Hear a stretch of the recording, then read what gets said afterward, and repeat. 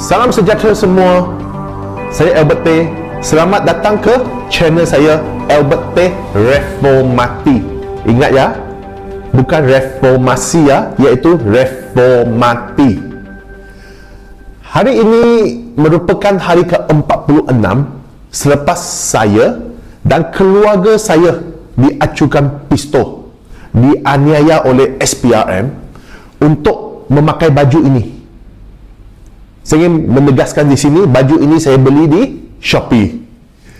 Saya percaya ketika itu Perdana Menteri Anwar Ibrahim dan Ketua Pesuruhjaya SPRM Azam Baki pasti sangat seronok dan gembira apabila lihat saya memakai baju orange ini dengan digari. Mereka telah melakukan pelbagai perkara jahat terhadap saya untuk menutup mulut saya supaya saya berhenti mendedarkan kegiatan rasuah dan saran laku yang berkaitan dengan mereka. Mereka ingat saya akan berasa takut dengan muslihatnya. Namun, mereka telah gagal untuk mengugut saya dengan pelbagai taktik jahat.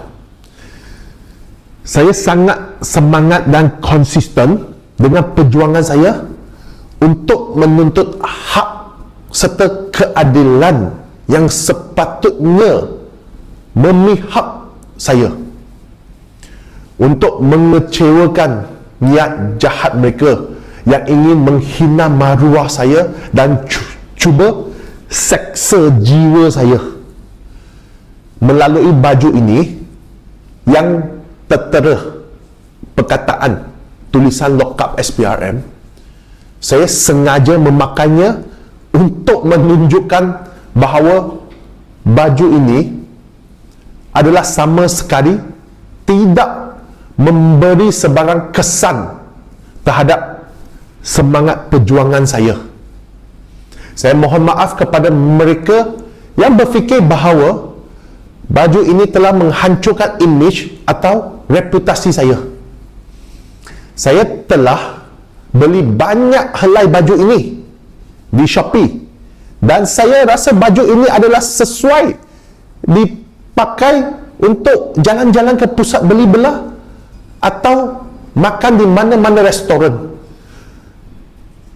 Undang-undang negara kita tidak halang dan tidak menyatakan bahawa memakai baju orange ini yang tertera tulisan lokap SPRM adalah satu kesalahan.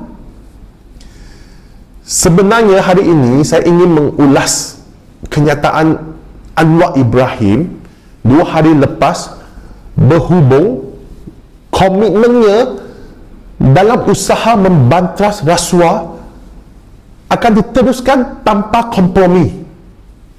Dan berhubung isu skandal gempak semasa ini, iaitu Panglima Tentera Darat telah ditangkap oleh SPRM dan beberapa pegawai kanan tentera turut disiasat SPRM. Mengapa kerajaan Madani di bawah pimpinan Anwar Ibrahim hanya berani siasat dan tangkap penjawat awam? Bagaimana dengan orang politik berprofil tinggi di dalam payung Madani yang terlibat dalam kegiatan rasuah? Ini soalan ini amat penting. Saya menuntut penjelasan. Terdapat 15 orang politik berprofil tinggi, iaitu VVIP, yang terpalit dalam skandal rasuah lesen penerokaan mineral di Sabah. Terutamanya Ketua Menteri Sabah yang merupakan dalang masih bebas. Bayangkan, hanya 2 orang sahaja daripada mereka telah dituduh ke mahkamah. Bagaimana dengan selebihnya 13 orang? Kebanyakan daripada mereka yang terpalit dalam kegiatan rasuah dilantik semula sebagai Ketua Menteri, Timbalan Ketua Menteri serta Menteri Kanan dalam Jemaah Menteri Sabah baru-baru ini. Benar-benar tidak masuk akal kan apa yang berlaku di Sabah.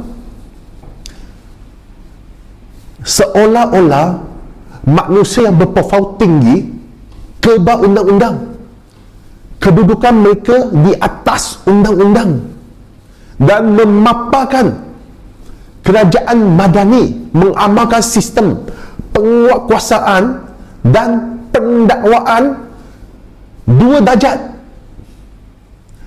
Justru itu, apa yang dikatakan oleh Anwar Ibrahim berhubung usahanya membantras rasuah tanpa kompromi adalah mengarut dan hanya jenaka kepada masyarakat. Madani dan SPRM cuba menunjukkan ketegasan membantras rasuah melalui lakonan penangkapan penjara awam yang tiada kepentingan politik untuknya. Malah mereka tutup mata dan buat bisu berhubung skandal para ahli politik di Sabah dan makan rasuah secara terancang dan kolektif. Madani dan SPRM cuba menghantar isyarat kepada masyarakat bahawa penjawat awam yang paling banyak terpalit rasuah. Malah pemimpin politik di dalam kerajaan madani adalah paling suci dan bersih. Adakah kerajaan sengaja mencetuskan persepsi buruk terhadap imej penjawat awam untuk melindungi dan menyelamat pemimpin politik madani yang makan rasuah? Adakah penjawat awam telah dijadikan kambing hitam untuk agenda politik madani bagi mengalihkan perhatian berhubung isu rasuah yang berlaku? Apa yang dikatakan oleh Menteri Undang-Undang pada bulan Ogos tahun lalu bahawa penjawat awam paling ramai terpalit dalam rasuah. Namun, saya percaya jika benar-benar tindakan tegas dan siasatan telus diambil terhadap pemimpin politik di bawah payung madani, ahli politik adalah manusia yang paling rakus dan paling banyak makan rasuah. Di sini saja hari ini. Sekian, terima kasih. Jangan lupa lawan, tetap lawan.